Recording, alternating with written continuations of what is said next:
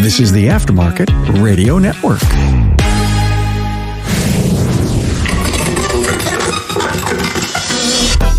Hey, Carm Capriato, the Aftermarket Podcast guy. Welcome to the 617th episode of Remarkable Results Radio. Hey, look, we don't know what the future holds, especially when it comes to our businesses. Hey, we work hard every day and never expect something would happen to disrupt our world. An important question to you, how prepared are we?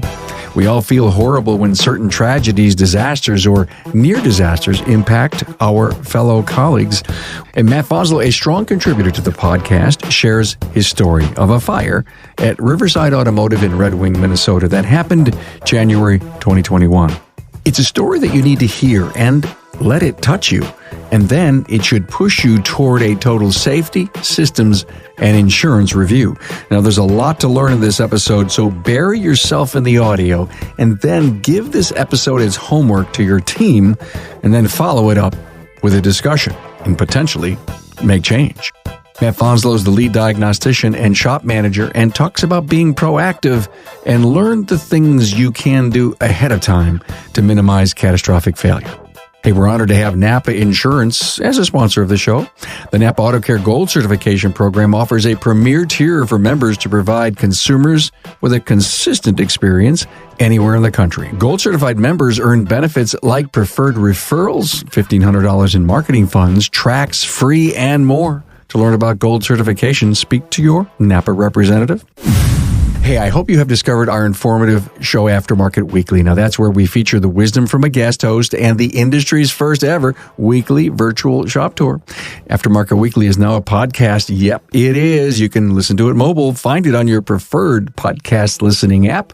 Search for Aftermarket Weekly and subscribe. And I thank you. The key talking points for this episode with Matt Fanslow reside at remarkableresults.biz/E616. Hey, thanks for being here. Hey, warm welcome to Matthew Fanslow. Hello, Matt. How's it going?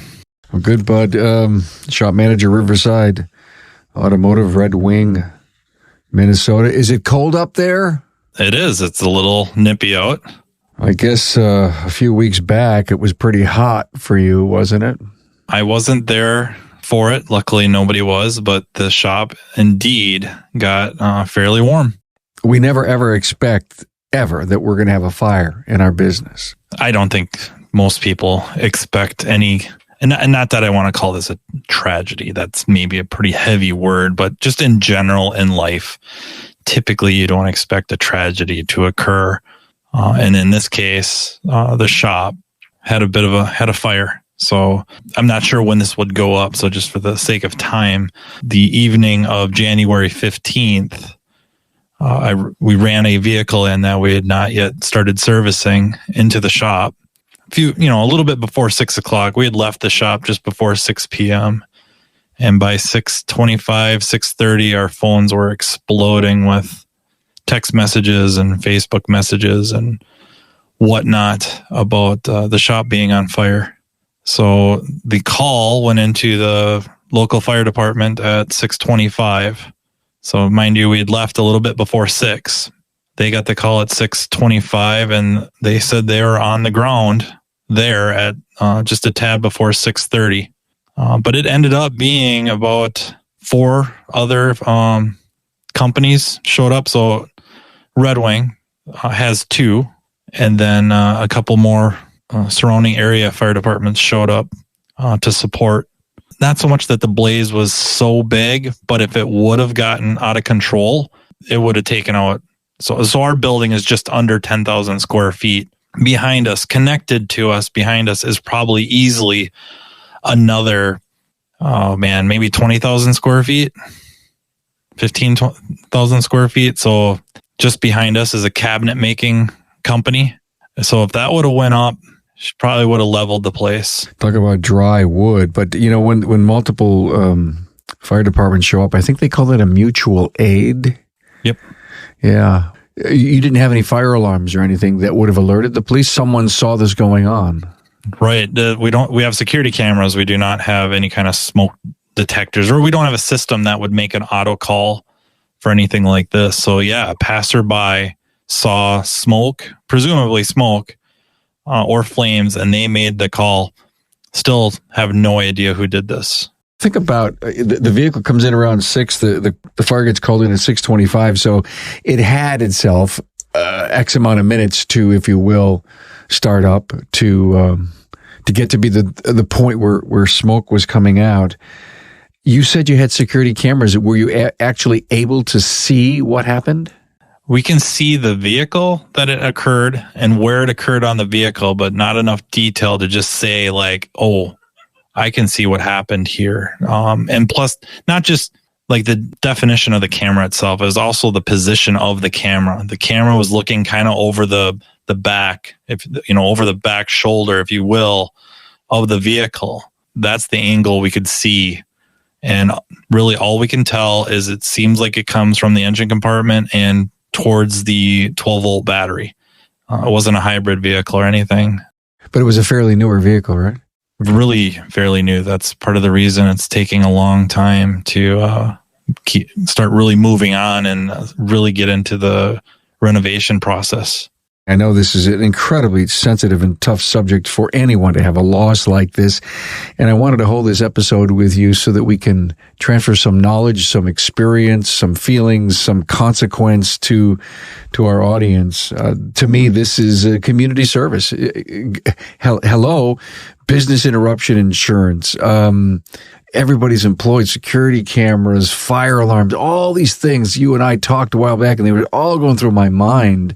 We've done another episode way in the past, maybe 3 or 4 years ago, out of California, where the actual camera showed what happened because the camera was looking directly at the vehicle. But it's devastating to go through something like this. And Matthew, you were telling me today that you guys still aren't back yet, and you're only working out of 2 bays when you used to have 10?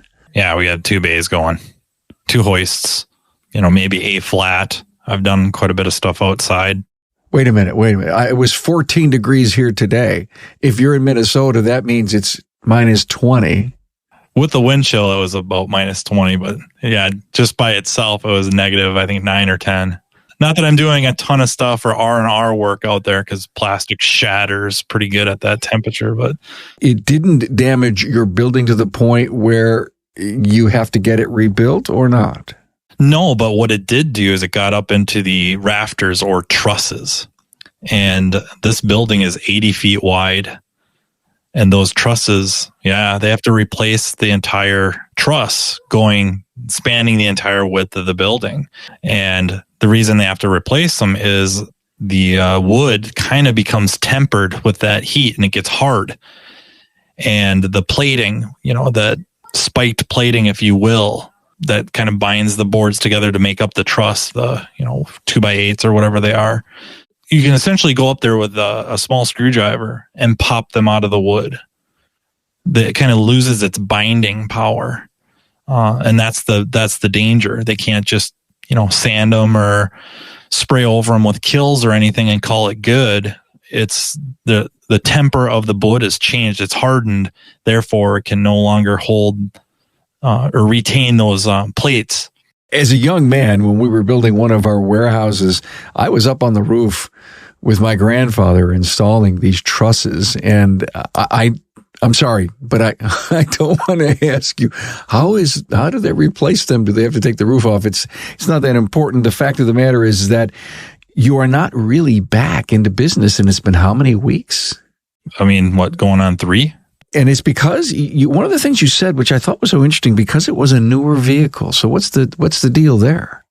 Well, because it's so new, this is depending on the cause. This is how recalls are created. So when something happens, and it might be anything, but especially on these newer vehicles, insurance companies, of course, want to send investigators out, but the manufacturer may want to send their own investigators out. And they have a certain amount of time that they're allotted to be able to respond and then come and inspect the vehicle. My gut feeling is they will eat up most of that time to show up. They're going to show up, take a boatload of pictures, and then they're going to pull the thing out of there and take it to a center of some sort of, I don't want to say a lab, like a laboratory or laboratory. Yeah, on TV, a forensic center, yeah. Yeah, they want to figure out exactly what happened. What went through your mind when you were called to come in? what did I do? Like immediately panicked. Was it something I did? But it was in for an ADAS calibration. We hadn't even really started servicing the vehicle itself. So for the life of me, I couldn't think of anything. I had a scan tool in it. I'm trying to study up on 12 volt battery, lead acid battery issues that could, is this something that, I don't want to say common. If it was common, we'd all know about it. But just even a possibility, like how could a lead acid battery fail in such a way that would create that much heat? And then I'm, again, guessing, I don't know. This is me spitballing here. But was it near like a plastic fuel line that it melted, and that's what really fed the flames? Because, even if the battery melts down, is there really enough energy to start cooking other things under the hood and get this rolling fire going? I don't think so. I could be full of it. I'm not a investigator at all. No, I'm just trying to think through it logically. You were, of course, stunned, trying to figure out what you may have done. Of course, the shop owner and you guys had to be there. And are you smart enough to realize that you better start documenting and taking pictures? And again, this is a teaching podcast, teaching moment for everyone. Walk us through some of that. Well, there's a lot to learn from this. Number one, just talking to the fire marshal. The first things we could have done is invite him to come down and just walk through the shop. Now they have a lot of technology available to them that they can document the shop layout, all the entrances. Where's the stuff that's really flammable? Where's the stuff they've got to worry about in the case of a fire, or really anything, but in our world. And then I think you can buy from them a container that mounts outside like a safe that they have the key code for, and it has keys to the facility or key codes. If you have, punch key codes to open doors, all that information would be in there. And that will save a lot of damage of them entering the facility. So they cut open garage doors. They kicked in doors. They're not messing around. I'm not trashing the fire department. They're there to do what they need to do to get the job done. And you can mitigate a lot of that by having this stuff available to them. And it's really just walking through with the fire marshal, letting him or her document everything, making available the ease of entrance. Another thing is, where are all your disconnects? So they can shut off the gas lines. They can shut off the electricity. They can shut off the water. They know where everything is. There's no messing around. Some buildings are going to be a cakewalk, right? Our building is kind of like a condominium style. So there's multiple water meters, or, multiple lines of water coming in, multiple electrical cables and lines and circuits, if you will, coming in, multiple gas lines. It's a big deal. So A, it's their safety. B, it's all speed. It's smooth. They were there really fast, but how much could we have helped them by that stuff all being laid out, ready to go? This is huge right here. Okay, you didn't have that in place. Let's make this assumption, okay? We didn't have it in place, and I would have never thought of it until the fire marshal's down there. Do the fire marshals come around to businesses once a year, or when you opened how many years ago, and say, hey, we'd love to, have the ability to get in. We'd love to have some inside that box when we pick up your keys. Here's where all the shutoffs are. Here's a layout of the place. You would have never thought, but now and they come to you. So what's the learning curve here? We have to be proactive. Very proactive, and not just fire marshal, but other stuff. I'm not going to qualify what's number one or two, but this is one thing that's essentially free and can make a huge difference in their ability to be safe and do their job more quickly. And then also can actually save you some money from damage from them trying to get in. A lot of our garage doors, they can open by punching a key code in, or a code would open the garage door. And if they all know what that code is running up to the building, they'll try it. And if it works, great. If it doesn't, well, now they're going to cut the door. That's fine. Or kick it in, depending on what it is. If they could get in and you had a bank of, push buttons or something like that, you literally would design a document that would be sitting with the keys that says, here's what you do. One of the firemen would be working on that while another one assessed what they needed to do to drop hoses and water and all that stuff. They have a tablet in the trucks, and when the calls come in and the address, all that information pops up. Well, a lot of, like our building, there's very little information. I don't remember them ever coming down there for the tour. We certainly didn't invite them in there, but that will happen now. So a lot of this information pops up where on their tablets, they're educated before they exit the vehicle. The fire truck, they all have their jobs. They know exactly where to go. I know exactly where to go to shut off the gas. I know exactly where to go to shut off electrical. I know the key codes to the doors, the garage doors, the doors. I can try them quick. Hey, Carm here, and coming up, Matt's going to prepare you to learn the things that you can do ahead of time. Hi, Carm here, and I want to talk to you about the Napa Auto Care Center program for health insurance. We've all heard the reports about the rising cost of health insurance, but you'll be happy to know I'm here with really good news. The Napa Insurance Center is now offering the Napa National Health Program, and it's saving Napa Auto Care Centers and their employees money, lots of money. In fact, in the first 90 days following the launch of the program, Napa stores and auto care centers and their employees saved over $2.7 million. That's all thanks to the Napa Insurance Center's partnership with United Healthcare. It gives auto care centers access to the national large group rates on medical insurance with premiums discounted up to 30%. Now, these rates are based on the collective purchasing potential of 22,500 Napa locations, including both Napa Auto Parts stores and Napa Auto Care Centers. And listen to this. The news just keeps getting better. You can choose from 4 excellent United Healthcare medical plans with varying levels of coverage and deductibles to meet a range of needs. All plans are PPOs, preferred provider organizations, with comprehensive coverage. Because of the Napa Insurance Center's partnership with Aflac, you can have access to supplemental insurance benefits, including disability, accident, hospital, and more, all at a Napa-only discount, up to 35%. The Napa Benefits Center can help you with other group benefits too, including group life insurance, retirement, HSAs, and more. Napa's National Health Benefit Program is just one of the many reasons to become part of the Napa Auto Care family, the largest network of independent automotive repair shops in the country. Talk to your servicing Napa store. For more detailed information about the Napa National Health Program, visit the Napa Benefits Center at www.napabenefitscenter.com or call the Napa Benefits Center at 844-627-2123. This is really a call to action to every owner of every shop, anywhere in the world, because I know my audience is worldwide.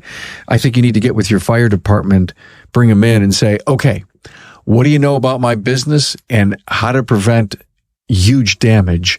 And they're probably going to look at their tablet and say, not a whole hell of a lot. Think about it. And so what can we do? I mean, to me, there's a little bit of, even if you have the best insurance in the world, Matt, think about, you just think about, I got 2 bays of trying to sustain a business. And we need to talk about the insurance thing, but who wants to go through a deep loss? If you're going to have a fire and, wow, it's like a bonfire, throw some water on it and it's over with, right? You don't want it to get big and bad. And the easier access they have. Well, that's to me right there one of the biggest takeaways we can have. Get with your fire company. And the heat from this stuff is just unbelievable. And you think about all the flammable things we have that are flammable in volume. Do you think that the difference between 30 seconds, 15 seconds could be the difference between bad and really bad? And it's not a scare tactic. It's just, we have oil drums. It takes a lot to get oil going, but once it's going, did the guys take the tires out last night or the night before? Do you have a pile of tires? Tires get going. We did not have any tires go. So other than that were on the vehicles, obviously, but we didn't have tires laying around. But you start thinking about this little stuff and it's not a scare tactic, not, rewrite every procedure SOP in your shop to make sure of this stuff, but it's stuff to think about. The faster they can get in and do what they need to do, the better. The faster they can get the call, the faster they can show up and do what they need to do to enter the building, get what they need to do to localize the damage as much as possible. Let's talk about the business interruption insurance. I know your owner had it, and I do believe, Matthew, that there's a whole bunch of variables in buying business interruption insurance. And I don't know if it's business income insurance, interruption insurance, if it's payroll expenses. With what you have learned in the last 3 weeks, give us an update. We have interruption insurance. So they're going to look at what we're producing leading up to this, like the last, 2-3 months, to get an idea of, where were we at? What was everybody making? What kind of funds was the shop bringing in? And then through this, it's kind of divided, for us at least, it's divided up between you either work for the shop or you work for the insurance company. No matter what, you're working for the shop, but what can the shop get reimbursed for from this fund? Because that's what it is, right? There's a fixed amount of money that's going to get pulled on for paychecks and whatnot. It has nothing to do with time. It has everything to do with just an amount of money. Where the time comes in is if so we have 2 bays going, and I have, techs taking turns working on cars. And when they're doing that, they're getting paid by the shop out of funds from the repair work. So if they're there 40 hours and they work on cars or bill out 30 hours or 20 hours, we'll just say 20 hours for a number. The shop, out of its own checkbook from funding from the cars, is paying that technician 20 hours. The other 20 hours, they're cleaning. They're working, quote unquote, kind of working for the insurance company, cleaning, inventorying. There's really no standing around. They're doing everything that they can to get the place back open again, according to the guidelines of what you can and cannot do from the insurance company. That should be in their radar too, that let's get this place back up and going as soon as possible, because, you're not hitting bonuses now. There's no bonuses. If you like your bonuses, well, let's get up and going as soon as possible. Can you be underinsured? I don't want to put when people spout percentages, right? That's usually wrong. I would say they were the vast majority of shops and just businesses in general are wildly underinsured. Wildly. It's just so funny to hear you say that.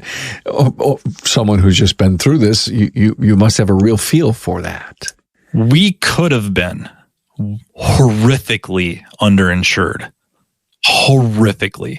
But due to the place where the vehicle lit, the spot in the shop, we did that shop walkthrough, right?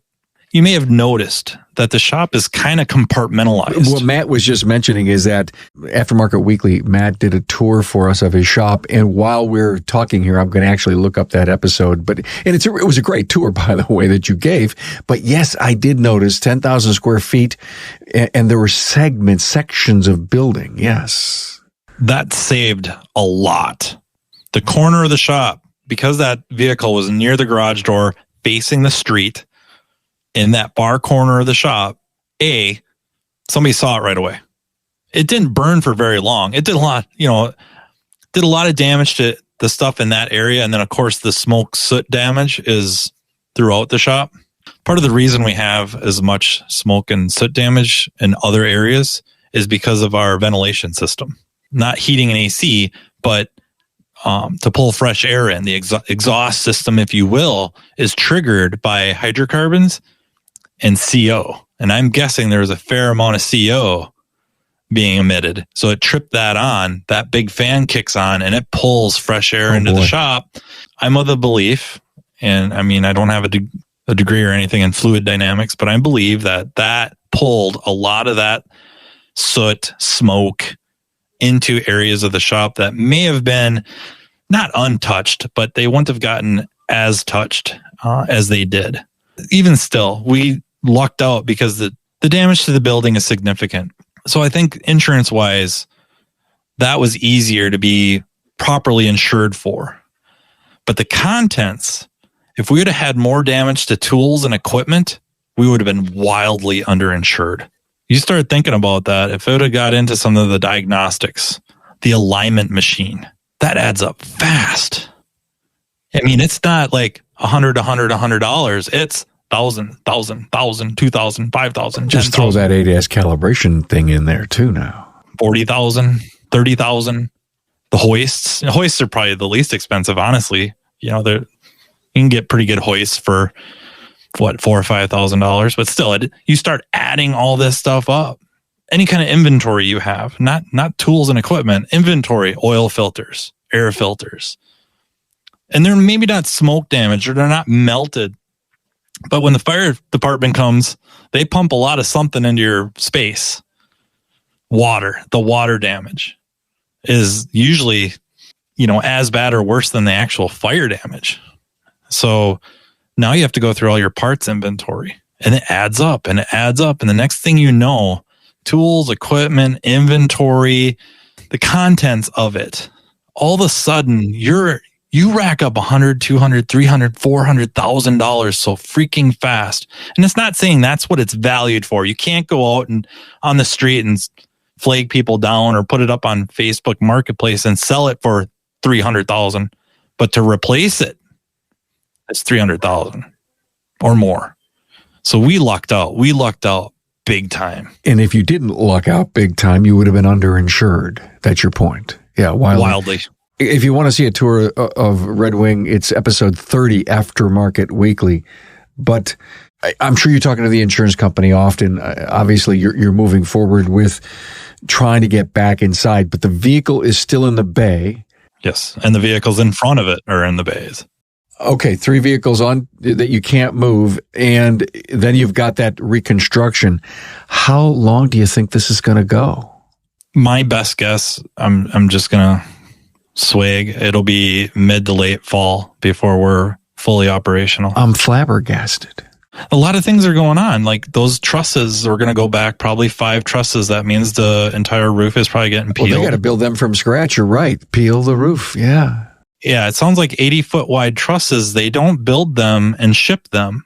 Maybe not. Maybe they can fold them. I'm not positive. I doubt they'll replace them with metal or steel, but maybe. I doubt it. And then a crane is going to lift however many we're going to take out. I think it's going to be 5, but it could be 1 less or 1 more. And then they have to set the new ones in. And of course, this probably will wait till spring. So guess what happens in spring? It rains. So we got that to be concerned about. Can we get this done enough and tidied up so that if it does rain, there isn't yet more damage?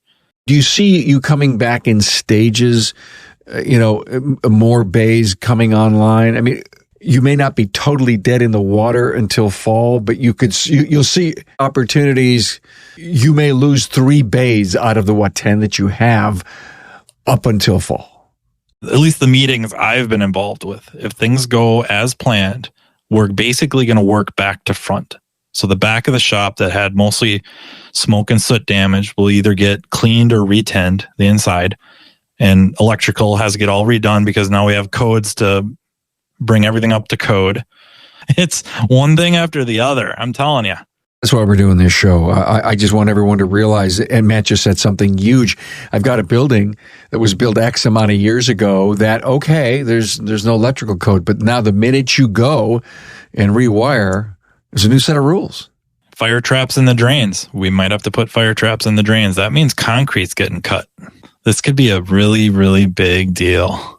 And I'm sure there's a thing called deductible out there that you just sometimes don't anticipate. We have a fire, we have interruption insurance, we have fire insurance, but how much you want to pay, how much deductible do you want? And I mean, some people do make decisions based on the cash flow of the business as to what kind of risk they want to assume. If we work back to front, like I think they should, I mean, it's just pure logic would dictate working back to front, getting the shop producing as much as it can while it waits to get the rest of the building opened up. And the rest of the building would really be, again, if you watch that walkthrough, I show my area a little bit and then I walk through a doorway and that's kind of the main shop. That is the one that's down. And that's, essentially, there's 3 hoists in there and some flat areas. That will be the part we can't really work in. But if I can get all the others going, we could very reasonably have 5 bays up and going. One area of the shop that isn't even technically a bay, we'll make it a bay now. And I can have the techs, for the most part, the techs working on cars, not pulling off the insurance money, because some of that you got to protect, right? It's a fixed amount. A really great insurance could be whatever the number is, doesn't matter. Let's just say $250,000, and they're very quick to pay you the $250,000. But once it's gone, it's gone. You're going to have to be very careful on how you spend that. I'll tell you what, when we post this episode up on the remarkableresults.biz website, I'll put a link to Aftermarket Weekly and the tour so people could have a chance to see, some of the things that we're speaking about here. We also lucked out greatly that the area of the shop had very, very, very few employee pieces of equipment or tools, because our insurance policy covers, I think, up to $5,000 per tech for their tools and equipment. That's a drop in the bucket. And that turns out is extremely common, or less. Ours is, I guess, one of the better ones. What kind of sucks is I had no idea. The next thing you're thinking of is, will my homeowners cover that if I was a tech that lost $20,000 worth of equipment, right? Yeah. So your toolbox gets wrecked. If you have a $5,000 coverage, that's gone. And the tech's upside down. So it's not bagging on the shop owners at all. It's really not. Where it would be bagging on them is you need to figure out what your coverages are, and then decide if you want to change that. And there'd be validity to that, right? That'd be yet another benefit to really bumping that up. Or, again, I'm not positive for sure if you could do something almost like health insurance where there's a contribution like, hey, through me, we can get this policy on your equipment. You can buy it cheaper. We can umbrella it, but I need you to contribute X amount of dollars towards it. All I'm saying is it's not even advice, short of the advice being do the research. And then when just have a shop meeting. Have your insurance agent there, explain it to the tech so they know this is the coverage. If something were to happen, fire, theft, wind, like a tornado, flood damage, whatever that is, this is how much the company insurance covers your tools and equipment. And a young tech, $5,000, perfect. Not going to mess with it. 20, 30-year tech sitting on $50,000, $60,000, $70,000 worth of equipment or more. That ain't going to hack it. And again, it's not a bash on the shop owners at all. Just make them aware so they can go to their insurance agent and say, hey, is there something I can do with my homeowners that will cover my tools at work? Some of them do, some of them don't.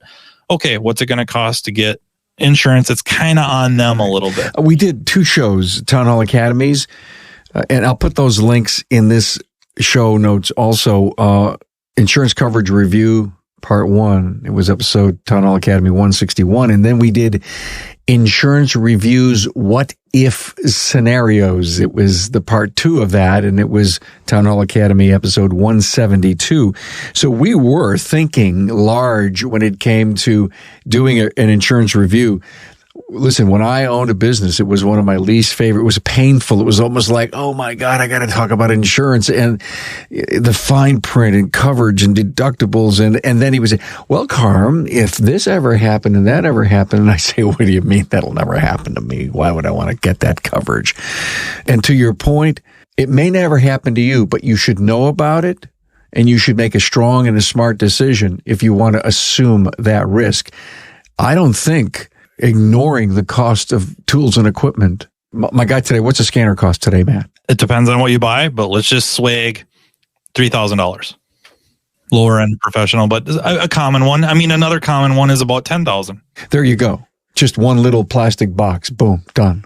With the research for your coverage is also put in the time and do the inventory. Inventory what you have. Inventory the tools, the equipment, your parts. Doesn't matter what they are. Just inventory them and figure out not even just what you have invested, which is not a waste of time either, but what is the cost of replacement? And compare that to your insurance coverage, and then consider the cleanup costs. So I guess we'll use our case, right? our example here is we had a fire. There's some water damage. Immediately, the next day, there's a restoration company in there, and they're tearing open walls to get air, blowing dry air into the walls to try to dry them out. And then there's also machines that they don't use ozone. They use something else to try to get the smoke smell out. I mean, there's a dozen of these machines or more running, and they all got timers on them. And they're getting charged. You're getting charged for every minute or hour they run. And we can't charge for diagnostic time? I know, right? There's so much to learn from other businesses, It's so much. But, they get those machines going. That costs money. There's a half a dozen people or more tearing tin down up in the attic, sucking out the insulation. That all costs right away. And they're getting paid very well. They're billing the insurance company, right? They're getting paid. You have to consider that into the cost. It's not so much, this building is worth $200,000. Well, how much to rebuild one? Oh, you could rebuild that, flat slab here. You could build a building like that for, $250,000. No problem. It'd be better than the one you got. Okay. So you're covered for $250,000, right? Never considering that if something happened where the building's damaged and you're going to rebuild the building, that there's going to be potentially hundreds of thousands of dollars invested in cleaning up the mess first to make the area so you can build the new building. So there's a lot of cases where people have burned through a large percentage or all of their insurance money cleaning up the mess first, not even doing the repairs. And now you're down at the bank taking out loans. There's business interruption insurance. There's, of course, fire damage insurance. There's all of these. The cleanup isn't coming from business interruption, is it? It's coming from another fund? There's stuff that's all divided up, right? You have building insurance, you have content insurance, you have. So, you're absolutely right. Matt, thank you. Sorry for your loss, by the way, and this whole business interruption thing, but I couldn't think of a better person to come on and put it in perspective. What else, in retrospect, could you or would you have done? Nothing was lost that couldn't be replaced. So at no point was anybody in danger. Nobody got hurt. That's the best thing out of all of this is nobody got hurt. Second of all, to answer your question specifically, what would we do different? One is the compartmentalized nature of the shop helped. If we'd have had fire doors, we'd have had certain areas of the shop that probably would have been completely untouched. No smoke damage or very, very, very light damage. So that would have been number one. Number two, some sort of a system. Smoke detectors, heat detectors, whatever that may be, linked up with EMS that would have made the call arguably 15 minutes earlier, maybe even more, but for sure 15 minutes sooner. The fire department would have been there at least 15 minutes sooner. How much more damage would that have prevented? How much more controlled, how much sooner could they have had it under control? Would have, in our case, would have it damaged the trusses and the roof type stuff. It might have eliminated that from the equation. We might have been just retinning an area of the shop. That would be a really big thing. And then I think the other stuff was involving the fire marshal and working with them better. Like, I don't remember him showing up, but just talking to him, he does show up to businesses, typically much bigger ones. They don't like his visits. They look at it as a nuisance. And that is exactly the opposite. Everyone says, well, we want to know what chemicals you have in here. I'll never forget, people walking through our business one time and saying, well, this thing will go up like a chimney, boom, because there's so many chemicals in the building. But you know what? Best that they know that, to your point, you can't hide anything. Don't hide anything, because I love what you just said. The more they know, the quicker they could save it. But if you had that smoke or heat detection system, you could be not looking at fall, you could be looking at late spring, getting back in there. The size of our shop, we don't have to get sprinkler system put in. The fire marshal is actually quite against the sprinkler system because oftentimes they do more harm than good. the sprinkler system, in his opinion, in our fire marshal's opinion, is mostly for when there's people to protect. So buildings with people, that hotels, apartments, stuff like that. That's where the sprinklers are very important to try to get people out safely. And in our case, the biggest thing was time for that call to go in. And if we'd have had a system of some sort of fire detection, smoke or heat, that would have saved at the very least 15 minutes. It could have been more. Thank you for this. I'm sorry, really sorry we're doing this podcast, but thank you for wanting to come on and share. And I hope that because you shared as intimately as you have, it'll save someone time and potentially a business and jobs, and get smarter about it. So there's a couple of episodes, Town Hall Academies. This episode is going to be great. Don't ignore the message. Thanks, Matt Fanslow, for being here. Riverside Automotive, Red Wing, Minnesota. Anything else? I mean, thanks for having me again. They tell you to have a relationship when you start business, an accountant, a lawyer, and an insurance agent. When the insurance agent is talking to you about, hey, you might be underinsured, a lot of times they're not just trying to get a bigger paycheck. Sometimes they are watching out for you. So it's worth listening to them and then just do the work. Thanks for being on board to listen and learn from the premier automotive aftermarket podcast. Until next time.